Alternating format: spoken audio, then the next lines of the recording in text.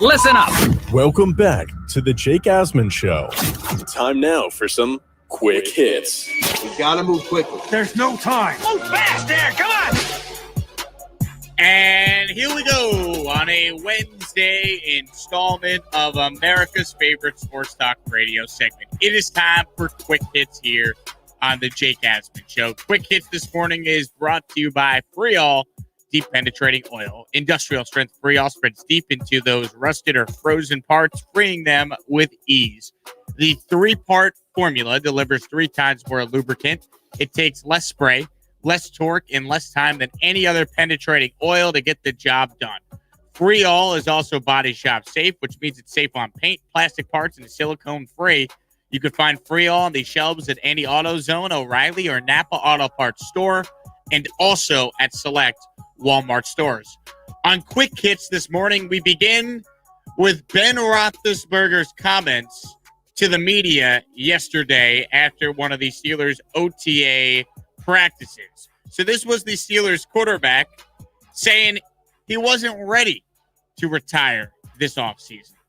I felt it was the right thing to do if I wanted to play. I felt relatively healthy, all things considered, at the end of a season. But just felt like I had more in the tank, and just felt disappointed about the way the season ended, obviously, and hate to go out that way. So just wanted to let them know that if they wanted me back, I felt like I could give them, everything I got. So that was Ben on wanting to come back, agreed to take a pay cut, said it was his idea. Says he's approaching every season like it's my last. I think it's pretty clear. If Ben struggles this year, he's done. I don't think there'll be a market for him if he goes out there at age 39 and has a season like what he did last year in the second half. He started off pretty strong, and then the wheels kind of fell apart. You wonder if that's just age, man. A lot of throws on that arm. Big Ben doesn't exactly take the best care of his body in his career. Maybe that's taken a toll on him over the years. I like the Steelers roster. I think they're a pretty good team. I just don't think they're a championship team. So I'm fascinated to see how it plays out. I didn't like the Najee Harris pick, but they insist that it will help Big Ben. I remain skeptical. Ultimately, though, I look at the Steelers, and I think they're the 3rd best team in that division right now. Maybe that changes, but I think the Browns are better. And I think the Ravens, even though they've had their issues in the playoffs, I still think they're the better team. What's the Steelers' future with Big Ben? I mean, they could be a playoff team, but I don't see them winning a championship with Big Ben at age 39. Yeah, they'll win a few games. I don't even know if they're a playoff team. I mean, they have enough pieces, especially on defense. They're sound, but I don't think Ben is capable of really leading this team anymore. The problem is, though, that the Steelers really don't know who they have. The backup Ben. There really isn't anyone to point a finger at and go, hey, you're next in line. Oh, I know what they have. Oh. Mr. Haskins. Dwayne, that is. Yeah, no. Like I said. Apparently, Big Ben said that he could throw a ball through a car wash and the ball wouldn't get wet. Ben can or Dwayne can? Dwayne. I bet he could, because the car wash would be, not open at the time. Dwayne Haskins. Talk about a guy that busted very, very fast. So, like I said before, who do the Steelers have to back up Ben Roethlisberger? That's got to be the pressing issue for them. Maybe it is Haskins. I don't know. I'm not going to sell him out yet. Is he still on the team? I hope so. Where's Duck Hodges and that Tony Desiri from what? Duck? Yeah, you like him over Mason? Mason Rudolph, I think, is still on the team, no? I think so. Where else would he go? Do they got 4 guys on their backup depth chart? They do. They need 4 guys. No, Duck's not on the team, I don't think. You have Ben, Mason Rudolph, Dwayne Haskins, and Joshua Dobbs. All right. So there you go. You know what? To make room for Duck, trade Mason Rudolph to the Browns. Mason Rudolph, is he still dating the girl that was on The Bachelorette? Anyone know that? Nah. Bueller. No one's going to answer that one. Yep. I don't know. No idea. I'll tell you what. Mason Rudolph does better off the field than he does on the field. I'll leave it at that. Moving on. How about Jake Paul? He will fight former UFC champion Tyron Woodley, who's currently the 11th ranked in the welterweight division, on August 28th. This will be Jake Paul's first fight since he knocked out former UFC fighter, Ben Askren. It will be his first fight since he signed with Showtime as well. So Logan Paul's fighting Floyd Mayweather on Sunday, which is just insane to say out loud. But I did watch, by the way, the Inside Mayweather Paul special that Showtime does. It was on YouTube last night. I watched the full thing. It is really good, and it's fascinating how much more likable Logan Paul is compared to Jake. And I like Jake because he's been on the show and he was very nice. But personality-wise, Logan is so much easier to root for than Jake is. Now, that all being said, you can knock Jake Paul, but the guys fighting real fighters don't move the goalposts and say, oh, he's not fighting boxers. I mean, come on. At first, you all said he was a joke. He wouldn't beat Nate Robinson. Knocked his tuchus out. Then it's like, oh, well, Nate's not he's not a boxer. He's not a combat sports guy. Okay, he fights Ben Askren. Knocks him out. Now he's taking a step up in competition. Woodley's a much better striker than Askren. There's a built-in storyline there because those guys are teammates in the UFC. So Paul fighting Woodley is the next step in his, process of becoming a real boxer. And you know what? I tip my cap because it's got us talking about boxing on a national radio show. No, it's not his next step in becoming a real boxer because he hasn't fought a real boxer. He will. He's getting there. Well, why? What's taking so long? Well, you gotta find guys that are the right opponents. Yeah, but he's just fighting UFC fighters, former UFC fighters. He needs to step into the ring. I mean, his brother was able to fight a boxer to fight. Well, we'll see how Logan does against Floyd. Yeah, he's not going to do well. What if he wins? He's not going to win, Jake. What if he does? Jake, be real. What if he does? No, be real. I'm saying, if he does? He's not going to. But if he does? He's not going to. Come on. You're talking about arguably one of the greatest fighters in history. Look, all I know going is up against a YouTube star / actor. All the pressure is on Floyd. I don't think Floyd has any pressure. He's just going to dance around the ring, get a few punches in. I mean, Logan, who's the one fighting him. Logan is twice the size of Floyd. Yes, but Logan has never seen fists that fast. Now, I hate watching Mayweather fights because Mayweather is boring to watch as a fight. But the guy is skilled. He's efficient. He knows exactly what he's doing. Logan, you can only in simulators is he going to have fists that are flying at him that fast. Whoa, breaking news here with the Celtics. Brad Stevens is planning to move from his current role as the head coach to be the new head of basketball ops. So Ainge is going to resign, according to Shams, and Stevens is going to be the GM. All right. So they need a new head coach now. Wow. He's not going to be a GM head coach. He's not going to pull a Billy O'Brien and be both. So actually, let me understand here. So Woj is saying one thing, Shams is saying the other. So Woj tweeted, Ainge expected to step down as president of basketball ops. Brad Stevens expected to assume a more prominent front office role with the team. Woj doesn't mention if Stevens is done coaching. Then Shams goes, Stevens plans to transition from current role. Ainge plans to resign from his role as Celtics president. So it's unclear if Brad Stevens is moving to a front office role on a full-time. Okay, so Woj just confirmed it here. Stevens to the front office. Celtics going to hire a new coach. Wow. Major shakeup up in Boston. Breaking news if you're just tuning in. Ainge out, resigning or being forced to resign. Stevens in as the president / GM. Celtics now need a new head coach. Who's Butler's head coach right now? That'd be Mike Woodson. Maybe Mike Woodson comes over? Mike Woodson leaves Indiana and coaches. No, under not Brad. Indiana. No, it was at Butler. Oh, Butler's head coach. Yeah. Who is Butler's head coach? I don't know.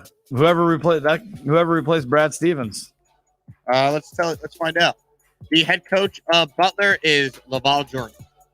Is he ready he's not ready for the big time. Nah, he's not known name. Wow. So a big shakeup in Boston here with the news of Brad Stevens moving to GM and Danny Ainge stepping down. Jake, you know what? I blame the Nets. Well, it's fair. Blame the Nets. Blame the Nets. They ended the Celtics' current power structure. And Jake Paul needs to actually fight someone. Yes. Well, he is fighting UFC champions. That should be good enough for you, Ron. He's not going to fight real boxers just yet. He's just started his professional career. Get the guy a break. All right, let's move on to the NBA here. Then we'll get to the baseball. Joel Embiid is doubtful for tomorrow's Game 5 against the Wizards tonight. And this, to me, is significant. Not that I don't think that the actually, what did I just read? Joel Embiid is doubtful for tomorrow's Game 5 against the Wizards tonight. That makes no sense in the news site I use to compile notes for the show. That is redundant. It should say Joel Embiid is doubtful for tonight's game against the Wizards. That is ridiculous. Anyhow, I would agree with you on the latter, not the forwarder. Yeah. Embiid obviously suffered the injury in Game 4 against the Wizards. Wizards were able to win that game. Look, it's not an injury you look at yet and go, oh, no, he's never going to be the same player in the playoffs and he's going to be out. But this is why, if you're the Sixers, win this game tonight so you don't have to worry about playing another game and another guy getting hurt, and give Embiid some rest before you have to take on either Atlanta or the Knicks in the second round. And I think if you're the Sixers, you should be rooting for the Knicks tonight so that you prolong that series as long as possible to give Embiid more time for rest. That's how you got to look at it. So there you have it. Staying with Brad Stevens and the Celtics here, maybe we should have known, Ron, that this was coming with Stevens taking the role of GM, because this was Stevens after the game last night, after the Nets beat Boston 123-109, when asked if the Boston Celtics have enough to contend with the top teams in the Eastern Conference. There are very good teams across the East, and we're going to have to get better. We never got a true look at this team this year, but I think we have enough information that shows that we need to get better. Well, he's the guy that's going to now and try and make them better, clearly. He knew then. He knew. He already knew. He gave like an incognito answer just to kind of keep the smoke up.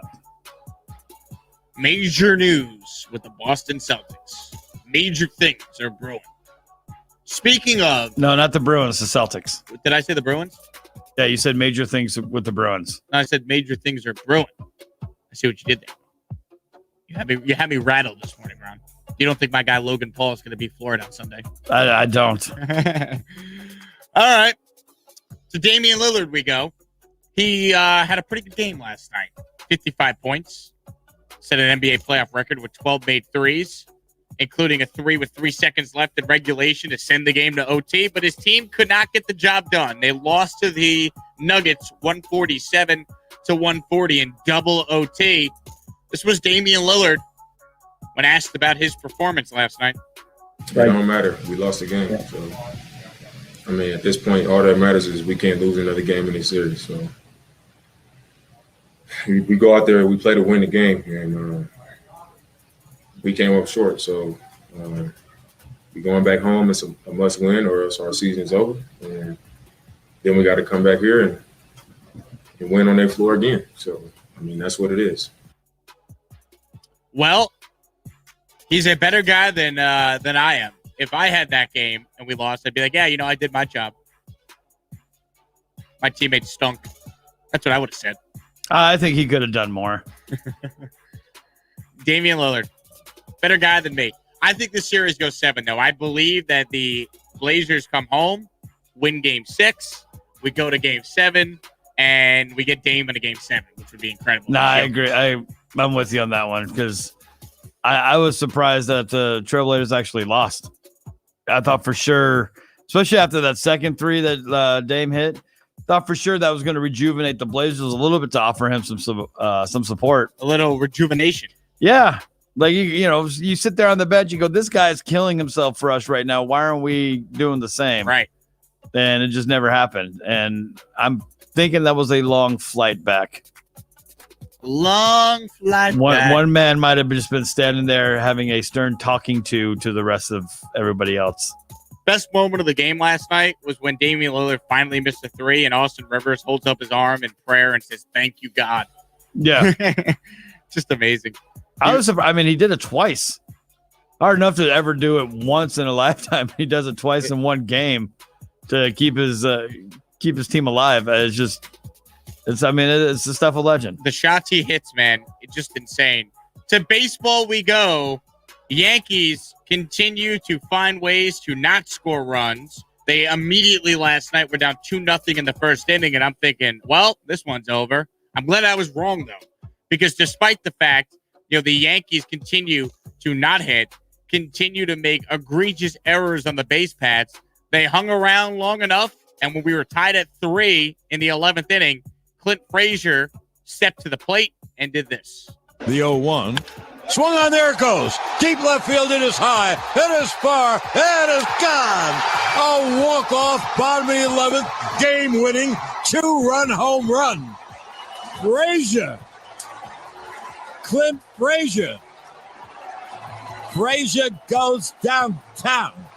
He hits a 2-run, game-winning walk-off home run, and the Yankees beat Tampa in 11 by the score of 5-3. How about that from John Sterling? Clint Frazier, the walk-off home run. Yankees radio with the call. Downtown goes Frazier. Channeling a little Howard Cosell with the Frazier home run. And you know what? I didn't hate it. That was probably your favorite one. No, it's not my favorite one, but I didn't hate the impression. It was pretty good.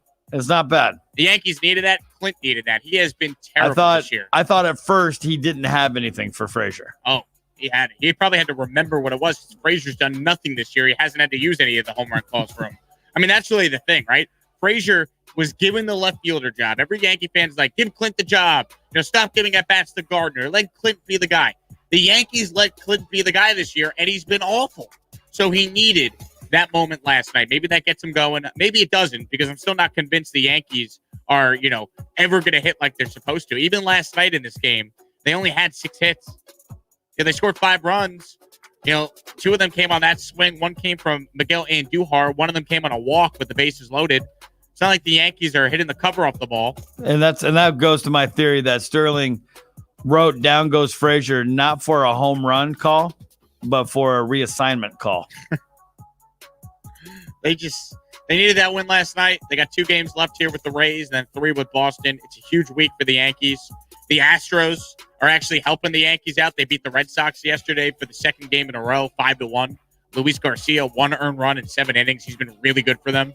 So it's a big week for the Astros, the Red Sox, the Rays, the Yankees. And last night, Yankees win, Astros win. So Yankees pick up a game in the division standings. Staying with baseball. Actually, you know what we're up against. Quick break. We'll come back. We'll tell you what Vlad Jr. did last night, because that guy is a mashing. That's coming your way next here on Quick Hits on the Jake Asman Show. Let's go. Pushing the odds with